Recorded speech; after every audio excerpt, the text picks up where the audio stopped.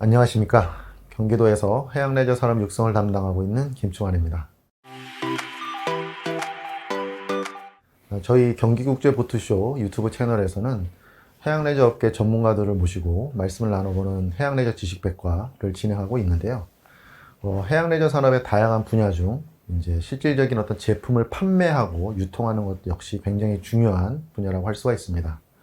우리나라에서 대표적인 보트, 요트를 판매하고 계시는 오늘은 스타보트의 최순석 대표님을 모시고 말씀을 나눠보도록 하겠습니다. 네, 대표님 안녕하세요. 네, 안녕하세요. 네, 우리 스타보트에 대한 소개랑 또 대표님에 대해서 간단히 한번 말씀해 주시기 바랍니다.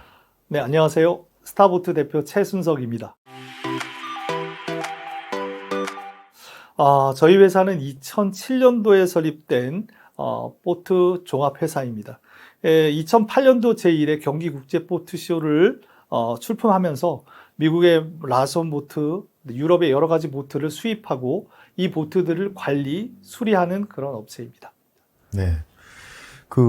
사실 이제 지금 대표님이 이 사업을 시작하신 좀 이유가 있으시죠? 처음에는 이쪽 분야가 아니셨었는데. 맞습니다. 네, 제가 이제 한번, 학생들을 가르치는 직업에서 네, 이제 네. 이쪽으로 전환된 계기는 제가 낚시를 좋아해서입니다. 네. 네, 그래서 아마 제가 그 처음에 수입했던 보트들도 주로 낚시 브랜드죠. 라손의 스트라이퍼라든가 트라이엄프 같은 이제 낚시 전용 보트를 이제 국내에 소개하는 거기서 시작이 됐다고 보시면 될 것 같습니다. 네.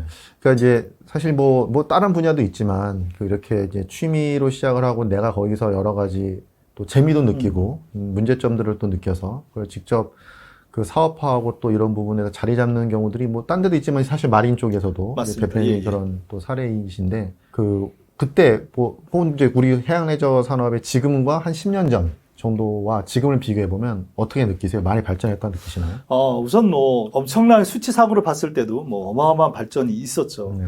그러니까 대표적으로 이제 우리가 수상레저 기구 자격증을 가지신 분들이 네. 10배 가까이 늘었을 거예요. 그렇죠. 그리고 네. 등록 대수도 많이 늘면서. 네. 근데 제가 이제 많이 느끼는 거는 처음에 제가 그 유튜브 활동을 시작을 했어요. 네. 아마 제가 처음으로 했을 것 같습니다. 근데 처음 했을 때 그때 관심도라든가 조회수에 비해서 지금 유튜브로 활동하는 사람들도 10배 이상 그렇죠. 늘었을 거고, 그 다음에 조회수 자체도 비교가 안 될 정도 늘면서 그런 부분에서 아마 이 해양에 대해서 특히 보트에 대해서 관심 인원들이 굉장히 많아졌다라고 생각을 합니다. 네.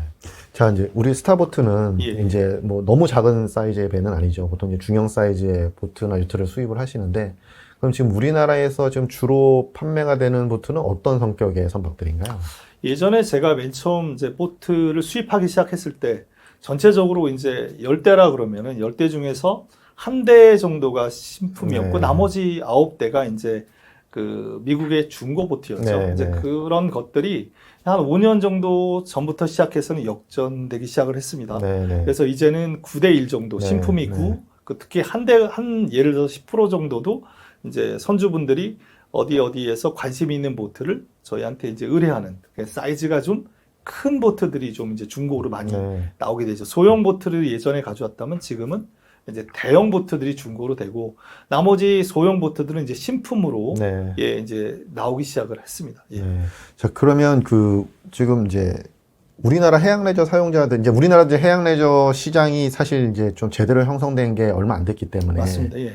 약간의 좀 특성이 조금 있죠. 예. 지금 이제 우리나라에서 어떤 갑자기 이런 레저보트가 활성화된 계기들, 또 낚시 기반이 좀 더 강한 편이기도 하고, 이제 그렇다면 우리나라의 좀 사용자들이 해외에 좀 다른 특성이 좀 있나요? 많이 있습니다. 우선 배를 구매하시는 분들의 거의 대다수가 낚시에 기반을 둡니다. 그러니까 아무리 대형 보트라도. 그래서 예를 들어서 아주 크루즈 보트, 파워요트 50피트를 권해드린 분도 그분도 이거 가지고 내가 낚시를 할 수 있는 어떤 방법을 내지는 특히나 이제 어창 같은 게 없으면 어창을 만들어 달라고 하는 그런 케이스들이 좀 많이 있어요. 그러니까 낚시가 기반이 된다고 보시면 될 것 같습니다. 네. 보트 판매를 많이 하시면서 이제 여러 사용자들을 만나시고 또 이제 이게 또 그 안에서의 또 경쟁도 있는 거잖아요. 아까 이제 국산 보트의 어떤 특성도 말씀해 주셨는데 지금 사실 예전보다는 국산보트가 많이 늘었죠. 많이 들었죠. 예, 네. 그리고 기술력도 좀 많이 올라오고. 많이 좋아졌죠. 예. 예. 어떤가요? 해외 기술력 수준이라던가 또 우리 국산보트의 앞으로 경쟁력은 어떻게 보세요?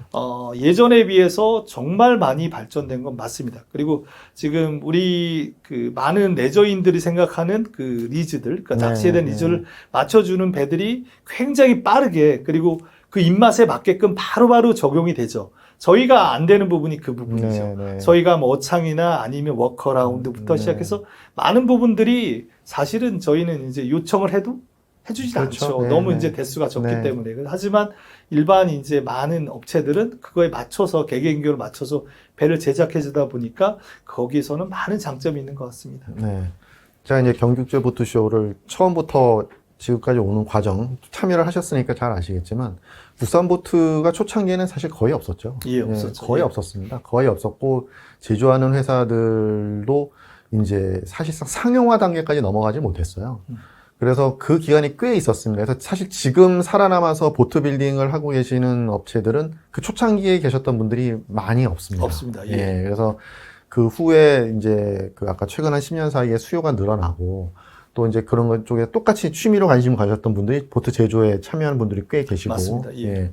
그러면서 이제 그분들이 이제 다룰 수 있는 자기의 기술들을 가지고 배트를 생산하기 시작을 하면서 이제 국산 보트들이 많이 나왔고 또 특히나 이제 그 가장 큰 경쟁력인 그 소비자의 요구를 맞습니다. 제대로 수용해 준다는 지점. 이제 그거로 이제 또 뭐 AS도 그렇고요. 여러 가지 면에서 그 국산 보트가 자리를 잡았는데 근데 아쉬운 지점이 있죠. 말씀해 주신 것처럼. 특히나 그 우리나라는 이제 해양 레저 선박에 대해서 공부를 하는 학과가 없죠, 지금. 예. 그래서 외국은 그 이 레저 선박에 관련된 보트를 건조하는 보트 빌딩을 하는 학과가 있습니다. 예. 그래서 이거를 처음부터 학부 때부터 공부를 해오고 이렇게 학습한 분들이 이제 사회에 나가서 배들을 제조를 하기 때문에 이게 이제 공학적 지식이라던가 레저 선박의 특수성을 감안한 이제 보트들을 만들어내고 있는데 우리는 그것보다는 개인의 어떤 경험에 의존한 부분이 많아서 그 소비자들의 어떤 저 선택에 있어서는 조금 아쉬운 점이 좀 분명히 좀 있는 것도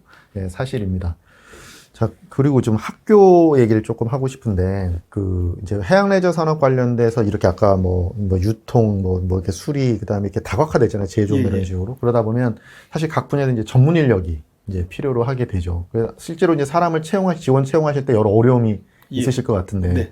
사실 이렇게 전공한 친구들이 학교에서 나와서 배출이 돼서 이제 이 업계에서 채용을 하고 하는 구조가 제일 바람직하잖아요. 맞습니다. 예. 채용을 하실 때 이게 지금 우리나라 없으니까 해양레저 학교나 학과가 없으니까 거기에 좀 어려움이 많이 있으시죠. 맞습니다. 지금 이제 저희 회사에 있는 직원들도 사실은 다 카센터, 즉 이제 자동차를 만들고 자동차 자격증이 있는 그런 이제 분들이 와서 저희 회사에 들어오고 때에 따라서 이제 저희 나라에 이제 해양대가 있으니까 네. 해양대에 있는 그런 이제 친구들이 와서 저희 회사에 있습니다. 그래서 근데 실제적으로 보면 전문은 아니잖아요. 네네. 전문은 아닌데 아무래도 이제 자동차와 엔진 같은 경우는 거의 좀 유사한 부분이 유사하기 있으니까. 때문에 굉장히 이제 예를 들어서 그 개인의 그 엔지니어 개인적인 능력에 따라서 굉장히 빠르게 이제 습득할 수 있는 그런 부분들은 있다고 봅니다. 그래서 채용해서 이제 물론 학교가 있어서 그 학교에서 온 친구들이 와서 하면 좋겠지만 지금 현재로서도 어느 정도는 또 이제 한국 사람들이 특징이 굉장히 눈치도 빠르고 그다음에 스킬, 손재주가 좋은 친구들이 많아서 그 부분은 어느 정도 이제 해소가 되지 않나 생각되는데 향후에는 학교가 필요하겠죠. 특히 이제 선체를 만드는 친구들, FRP를 한다 그러죠. 이제 저희가 이제 자격증 3가지를 만들었지 않습니까? 네. 선내기, FRP 선체인데 FRP 선체가 제가 봤을 때는 가장 취약하지 않나 지금 생각이 됩니다. 네. 맞습니다. 이제 우리나라에서 이제 마리나 선박 정비사에 관련된 자격증 제도가 생기고, 이제 좀 전문가가 이제 나오기 시작을 합니다만, 어찌됐건 이 산업이 지속 가능하게 하려면, 이제 정말 대학에서, 학교에서 제대로 전공한 친구들이 나와줘야 하고, 젊은 친구들부터 이제 올라와줘야죠. 그리고 그런 대학이 또 존재해야 되는 이유는 연구 활동을 또 하거든요. 맞습니다. 그래서 지금 우리가 필요한 많은 연구들, 아까 우리 어획량에 대한 얘기도 했지만 이제 많은 연구들이 또 병행해서 이어지고 또 R&D라든가 이런 것들이 확장이 돼야 이 산업이 좀 탄탄하게 지속 가능하게 갈 수 있지 않을까라는 생각이 듭니다. 네. 그래서 이제 사실 이 레저 산업은 이제 배워야 할 게 많잖아요. 맞습니다. 이게 그냥 뭐 그냥 하는 것이 아니라 이런 장비를 다룰 줄 알아야 되고, 특히 이제 또 그 부분에서 안전에 대한 어떤 뭐 지식이라던가 또 여러 가지 스킬들을 취득을 해야 내가 그 제대로 사실 레저 활동을 할 수 있는 거지 않습니까?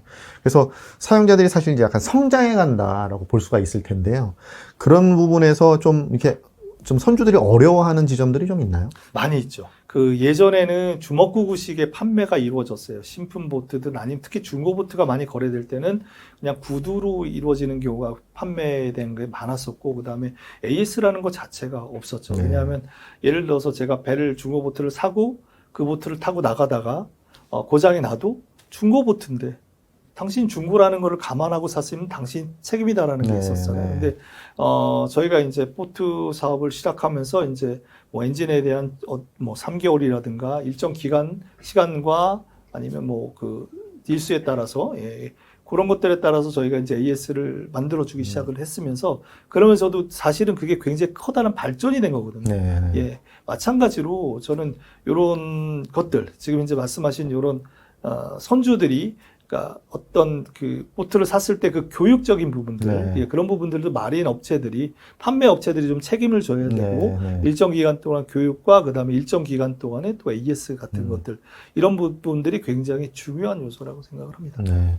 특히나 이제 이 보트 운항은 차 운항과 조금 달라서, 차는 이제 문제나 사고가 생기면 이제 제자리에서 바로 도움을 받을 수 있지만, 예. 이제 사실 바다에 나면 떠내려가고 예, 또 주변에서 당장 와서 도와줄 수 있는 여건이 아니니까, 그 선주들이 충분히 있던 이 선박의 구조나 엔진, 특히 엔진 같은 경우에 이제 어떤 응급조치 역량을 좀 갖춰야 될 수 있는 거잖아요.